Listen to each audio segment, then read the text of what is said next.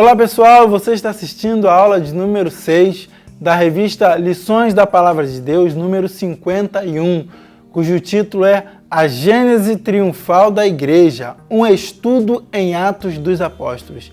Fique ligado e abra sua mente para aprender mais.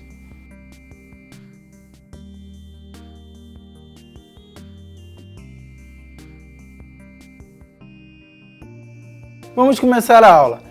A lição de número 6 tem como título O Extraordinário Avanço da Igreja. De fato, se olharmos Atos dos Apóstolos e o que ocorreu com o início da igreja, no início da igreja, chegaremos à conclusão de que o avanço da igreja, só chegamos aqui até hoje porque foi um avanço extraordinário. Extraordinário significa fora da ordem comum, fora daquilo que ocorre diariamente.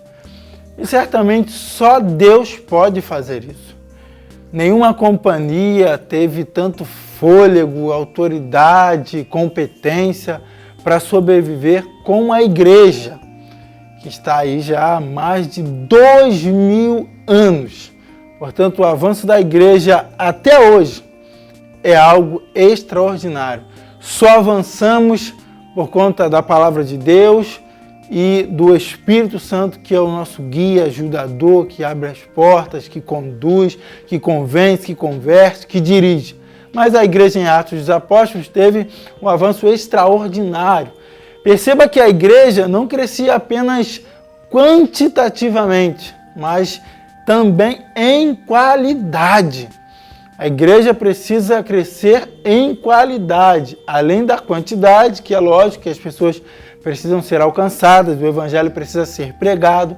Então, a qualidade, no entanto, precisa estar associada à quantidade, e a quantidade à qualidade, para não formarmos falsos ou pseudo-discípulos de Cristo que não vão transmitir a mensagem nem viver de maneira genuinamente conforme o evangelho prega, conforme Jesus nos ensinou. Mas a igreja começou ali com 120 pessoas, digamos. Depois do evento de Pentecostes, da pregação de Pedro, quase 3.000 almas, e de repente a igreja alcançou uma média de 8.000 almas. As pessoas iam pregando, não só os apóstolos, mas os discípulos iam fazendo novos discípulos, porque afinal o texto da grande comissão, tanto em Mateus 28, quanto em Marcos 16, quanto em Mateus 10, Jesus está dizendo, olha, vão e preguem. Preguem, batizem, ensinem, vão lá e façam a minha obra. Ide, façam, ensinem, façam cópias, façam discípulos. E discípulo é um aprendiz, né? A palavra discípulo vem de aprendiz. Façam aprendizes, façam novos seguidores. Então Jesus disse, a missão é essa, ir e pregar o evangelho. E na grande comissão Jesus deixou isso bem claro. Eu vos chamei para que vocês vão. Ou seja, Jesus não nos chamou para ficarmos acomodados, para ficarmos parados, para apenas louvarmos, nos alimentarmos da palavra de Deus, ler a Escritura Sagrada, ir à igreja. Não. Ele nos chamou e nos enviou. Ou seja, é um movimento dinâmico, é um movimento de vai e vem. Ou seja, venham e vão. Venham a mim e eu vos enviarei. Venham a mim e vão pregar o evangelho. Venham, mas não fiquem parados. Se movimentem. É o tal do dunamis, do poder de Atos 1:8. Vos darei poder para vocês se movimentarem. Então vão e preguem o evangelho. E isso ocorreu de fato em Atos dos Apóstolos. A igreja pregou o evangelho. Os discípulos foram fazendo novos discípulos. Os seguidores foram fazendo novos seguidores. Cada aprendiz entendia a mensagem do evangelho e fazia novos seguidores ou novos aprendizes de Cristo. Em Atos, a proclamação aconteceu assim de maneira, como eu disse, extraordinária. E temos algumas palavras gregas que identificam como ocorreu essa proclamação. Uma dessas palavras é caruso.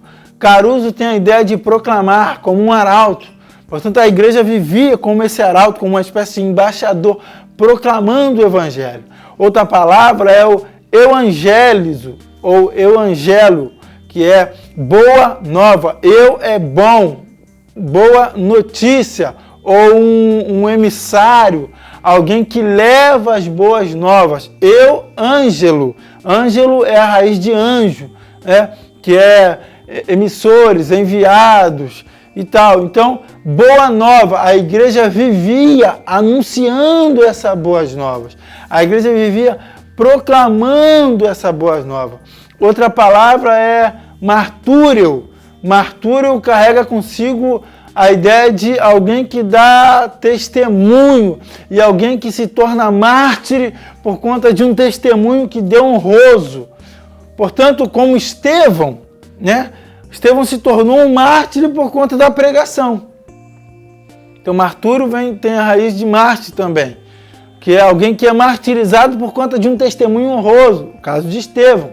E perceba que depois de Estevão, houve uma grande perseguição e a igreja espalhou, pregou em Jerusalém e Samaria, como vemos Filipe lá, e aí até os confins da terra. Aí ganhamos os confins da terra e chegamos até hoje, a igreja chegou até hoje. Outras palavras é laléu. Laléu dá a ideia de falar, de conversar. Portanto, a igreja usava também essa estratégia para poder evangelizar, para poder proclamar o evangelho de Cristo. Na conversa, no diálogo, que tem outra palavra também grega, se não me engano, dialegomai, que dá a ideia de diálogo, de arguir, de falar, de conversar, dialogando, mas arguindo. Ou seja, a igreja usou todos esses métodos, né? Para quê? Para fazer a proclamação. E atualizando essa mensagem, precisamos viver da mesma maneira. Em um diálogo, em uma conversa, estamos ali evangelizando. Logicamente não sendo aquele chato, aquele que ninguém quer ficar perto, porque só fala de religião. Não.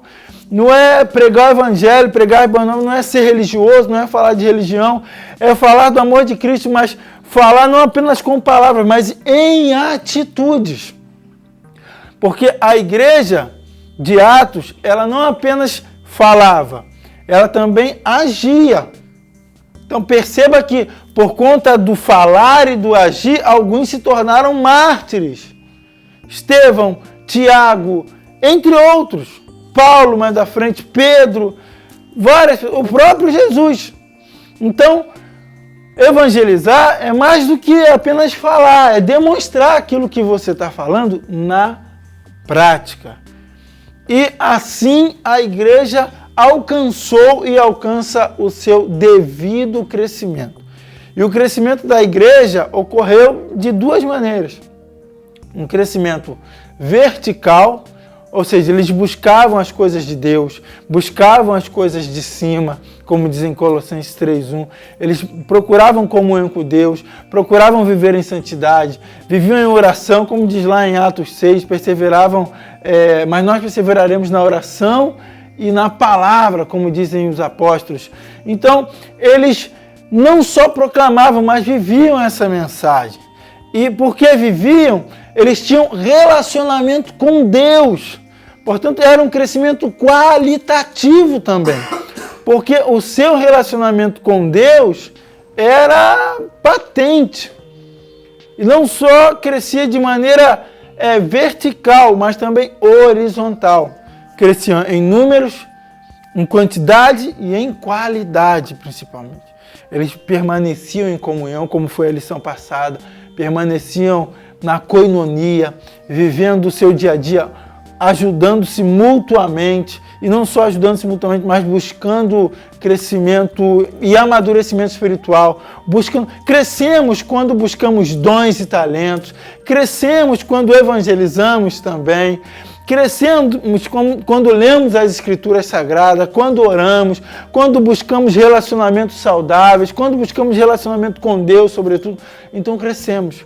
Como diz em 2 Pedro 3,18. Antes, crescei na graça e no conhecimento de Deus e de nosso Senhor Jesus Cristo. Portanto, o avanço se deu de maneira extraordinária por conta da palavra. O Espírito os guiava e eles pregavam a palavra. E pregavam dialogando, pregavam anunciando com autoridade, né? E não é com autoridade, com arrogância, é com autoridade, mas ao mesmo tempo com humildade.